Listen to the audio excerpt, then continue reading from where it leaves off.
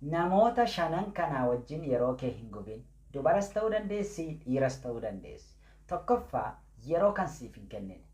Amma fedhe namni biizii yoo ta'e iyyuu, amma fedhe hojii yoo itti baay'ate iyyuu, sadarkaa kamirra yoo jiraate iyyuu, si jaallata taanaan bakka siif kennaa, yeroo siif kenna. Lammaffaan namoota gaafati meesajii itti argitu meesajii kee ilaalanii callisanii tuffatanii dhiisan. Isaan kana faan yeroo kee hin gubin. Sadaffaanii jechi isaanii fi gochi isaanii faallaa kan ta'e guyyaa tokko baay'ee ho'isanii kan sitti haasa'an, haasaa babbareedaa kan sitti haasa'an, guyyaa biraa kan sitti jijjiiraman. Inni arfaffaanii kan guyyaa tokko baay'ee ol si kaasan, guyyaa biraa baay'ee gad si buusan. Sababni isaa jaalalli olis hin ka'u gadis hin bu'u waan ta'eef. Inni shanaffaanii milkaa'umsaa fi gammachuu isaanii kan si dhoksan, akkasuma wantoota rakkina ta'an immoo kan sheersiif godhan. Isaan kana wajjin yeroo kee hin gubin. Yaada kana fakkaatu argachuudhaa fi mallattoo iddoo tuquudhaan foloo gochuu hin dagatina. Dhiironni amala shanan kana qabanii gaa'elaaf baay'ee barbaachisoodha. Yoo argitan biraa hin darbina. Tokkoffaanii dhiira amma hin bilbille amma meesajii hin argine baay'ee biizii kan ta'e hojii isaa irratti kan xiyyeeffatu yoo ta'e baay'ee filatamaadha jechuudha. Inni lammaffaanii dhiira fageessee yaadu yookiis dhiira poozitiiva ta'e ilaalchi isaa gaarii kan ta'e jechuudha. Sababni isaa gaafa gaa'ela keessa teessan namni kun baay'ee isin yaada karaa irratti isin gatee hin bahu gaa'ela addaan diigee hin bahu waan ta'eef jechuudha. Akkasumallee wanti xiqqoodhaa fi walitti bu'iinsi isin gidduutti akka uumamu hin godhu. Kanaaf dhiira fageessee yaadu yoo argitan filadhaa. Inni sadaffaan dhiira waaqayyoon sodaatu amantaa isaatti cimaa ta'e yoo argitan filachuun gaariidha.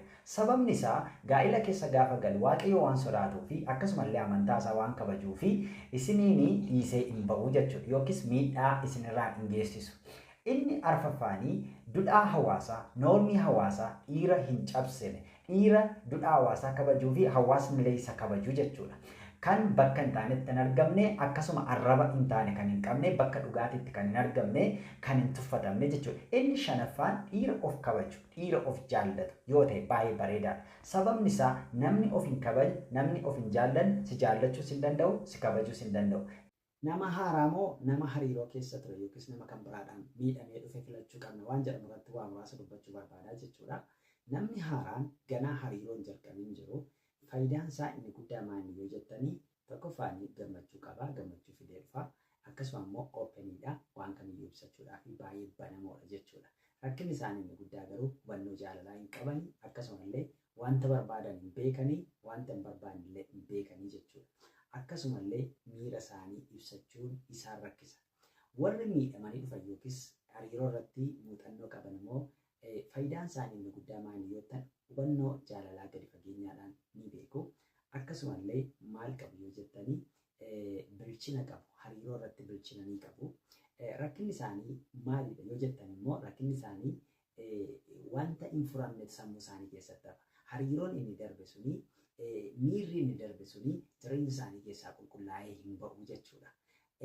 Kamtu murteessaadha yoo jettanii isin fedha keessan haala keessan ilaaltanii warra haaraa kana wayyamoo warra muuxannoo qabu wayya kan jedhu isintu ilaalee murteessaa jechuudha. Isin ilaaltanii keessaa filachuu dandeessu.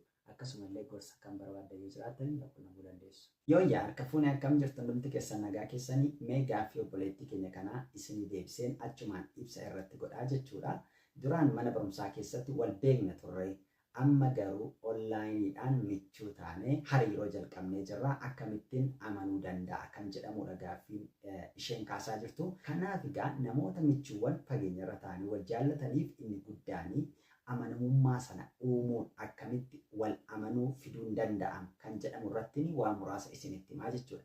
Inni tokkoffaanii wal amantaan akka uumamuu fi firii taatanii, open taatanii fedha keessan, miira keessan walii ibsuu qabdu jechuudha. Inni lammaffaanii yeroo fudhachuudhaan maal gochuu qabdu? Wal qayyabachuu qabdu. Waa'ee walii keessanii sirriitti baruu qabdu. Ariifachuu hin qabdan. Waan hundumaatti murtootti ariifachuu hin qabdan. Yeroo fudhadhaati sirriitti wal qayyabadhaa, wal bara. Inni sadaffaanii yeroo hundumaa viidiyoo koolii fayyadamuun gaariidha. Viidiyoodhaan yeroo hundumaa haasa'uun saayikooloojikaalii maal nu godhaa? Walitti konneekti nu godhaa. Wal shakkii sana carraa balleessuu qabaa jechuudha. Inni itti aanu maal gochuun irra jiraata? Yeroo hundumaa jecha inni haasa'uu fi aakshinii isaatti maal kennuu qabna jechuudha, iddoo kennuu qabna. Akshiniinsa gochasa haasaansa kontiinesiidha walitti fufiinsa qaba. Wanta irra dubbate boriin dubbata ji'arraan dubbata moo inji jijjiirama inni kun baay'ee murteessaadha. Inni dhumaa obsa gaafataa jechuudha. Wal shakkii balleessuudhaaf yookiis walitti amanuu yookiis amanamummaa guddisuudhaaf maal gaafataa obsa gaafataa jechuudha. Tooftaa kana fayyadamuu ni danda'ama. Gaaffii biraa yoo qabaattan akkasuma inboxinaa gochuun ni danda'ama. Asumaallee foloo gochuun dagatina galatoma. Ashama harka fuunee akkam jirtu hundumti keessa hin dabarsina. Amma kanan isinitti dubbachuu barbaadu mallattoo jaalala sobaa isa baay'ee dhokataa dhiyeenya kana qorannoo saayikolojiidhaan ifa ba'e 5 isinitti maatii hiriyoota keessaniif illee koppiliingi gochuudhaan isaan biraan naagaan isiniin jedha. Inni kun dhiiraafis dubaraaf illee in hojjeta lamaanuuf hojjeta jechuudha. Inni tokkoffaanii jajamuu barbaadu. Yeroo hundumaa jajamuu kan barbaadan yoo ta'e akka isaaniin jechuu kan barbaadan yoo ta'e mallattoon suni mallattoo jaalala sobaa isa dhokataadha jechuudha. Inni lammaffaa miira gadi fagoo hin qaban yookiis gadi fageenyaanii haasoo baqachuudha. Irruma keessa haasoo barbaadu gaafati tooppikii tokko kaastee dhimma kanarratti haasoo jettu inni kun yeroo dheeraa nu fudhata waan ta'eef yeroo biraa haasoo siin jedhu. Baqachuu diskeeshinii bal'aa baqachuu yaada bal'aa baqachuu mallattoonni kun mallattoo sobaa isa dhokataadha jechuudha. Inni sadaffaanii karoora fuula duraa hin laaffisu hin jajjabeessan fakkeenyaaf qalabatii godhanna yoo jette qo'i xiqqoo ishee akkasa ta'u yeroo naa kenni. Yoo kaate immoo fakkeenyaaf sargii godhanna gaa'ela godhanna yoo jette qo'i jireenya ammoo ol ka'ee jira jireenyi kun xiqqoo ishee isti gar tokkotti adeemu yoo jedhan ta'e dhoksaadhaan si goromsaa jiru jechuudha. Inni arfaffaanii maalidha yoo jettanii amala of giddu galeeffachuu. Amala of giddu galeeffachuu jechuun bakka achi keessatti hariiroo sana keessatti daangaa isaanii kabajachuu, fedha isaanii kabajachuu, miira isaanii kabajachuudha jechuudha. Inni kun akkasiidha. Inni shanaffaanii amala jijjiiramaadha. Akkas jechuun maal jechuudha? Bakka afaaniin isin jaalladha jedhu si wajjinan jira jedhu karoora keessarra jedhu ati nama gaariidha jedhu garuu immoo dhimma isaanii dhimma kee caalchisu. Dhimma isaanii wanta sana caalchisu. Bakka sanatti hin argamanii jechuudha. Waan jedhan sana hin godhan. Yooyyaa harka fuunee akkam jirtu amma kanan isinitti dubbachuu barbaadu mallattoo fedhii sirraa dhabuu isaanii agarsiisan gurguddaa sadiin isinitti maatii hin dabarsina. Namoonni yuutuubii koo kanaaf illee haaraa taatan yuutuubii koo kana sabiskiraayib gochuu hin dagatinaa jechuudha. Inni kun kan inni fayyadu dhiiraafis hin fayyadaa shamarraniifis hin fayyadaa jechuudha. Namni tokko gaafa fedhii sirraa dhabuu yoo sin barbaanne mallattoo akkam akkamii argisiisa. Ati ofii keedhaanii bilbila bilbiluurra meesajii barreessuurraa wantoota kanaan adda baafachuu dandeessaa jechuudha. Isa tokko tokko walii wajjin ilaallaa jechuudha. Inni tokkoffaanii mallattoon inni jalqabaa maalidha yoo jettanii kan isaan godhan yeroo hundumaa mallattoo inni jalqabaa daandii ittiin haasaa kee addaan kutan barbaadu. Yeroo wajjin haasoftu illee haasaa kee sirratti maal godhu hin gaggabaabsu. Haasaa keessa irratti kukkutuu yeroo dheeraa wajjin haasoo barbaadda isaan garuu yeroo dheeraa si wajjin haasoo barbaadanii bakka booda haasofna bora haasofna jedhu sa'aatii bal'aa siif hin kennanii jechuudha. Yeroo bal'aa siif hin kennan mallattoo kanaan baruu dandeessa. Inni lammaffaanii yeroo hundumaa situ bilbilaaf malee isaan siin bilbilani.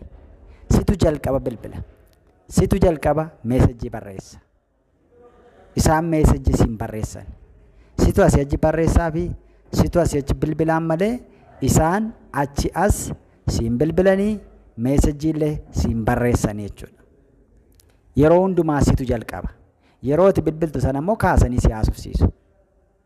Bilbila keessana kaasanii si haasofsiisu garuu isaanii ofiin barbaadanii ofiin beekanii siin bilbilanii jechuudha.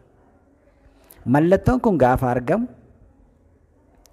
fedhii sirraa dhabuu isaanii akka isaan baay'ee sin barbaanne agarsiisaa jechuudha.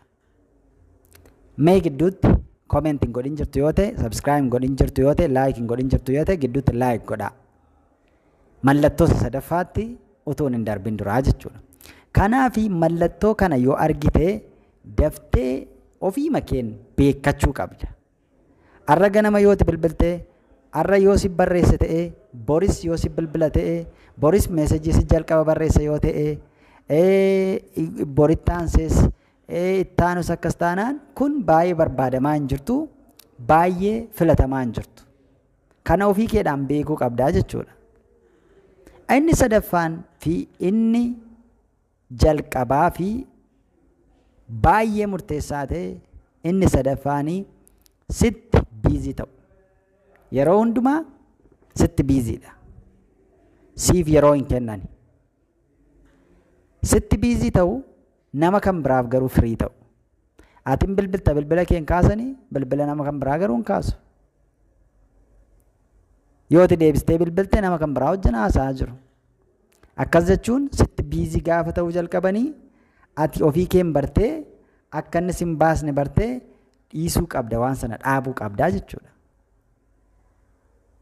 Kun mallattoo sadan fedha nurraa dhabuu isaanii agarsiisudha. Kun dhiira irrattis shamarran irrattis waan mul'atu bakka lachuutti waanta hojjetudha.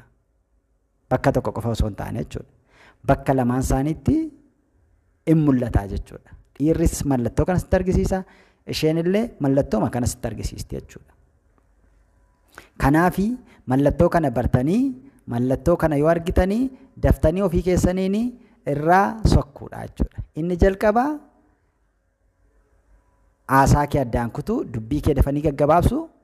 Inni lammaffaa ati dura bilbiluu, ati dura barreessu. Inni sadaffaa yeroo hundumaa siif biizii ta'uu, siif yeroo hin qabanii nama kan biraaf garuu biizii miti jechuudha. Sababni isaa namni si barbaadu tokko, namni si jaallatu tokko, namni bakka sitti kennu tokko yeroo kamittiyyuu taanaan biizii ta'uu hin danda'u, sitti biizii ta'uu hin danda'u. Hojii cimaa ulfaataa keessa taa'ellee si yaafata, si bilbila, si gaafata jechuudha. Biizii ta'uu hin danda'u, tasumaa biizii ta'uu hin danda'u jechuudha. Kana beennee ilaaluutu nurra jiraatan jedha. Galatoomaa, subscribe gochuun dagatinaa.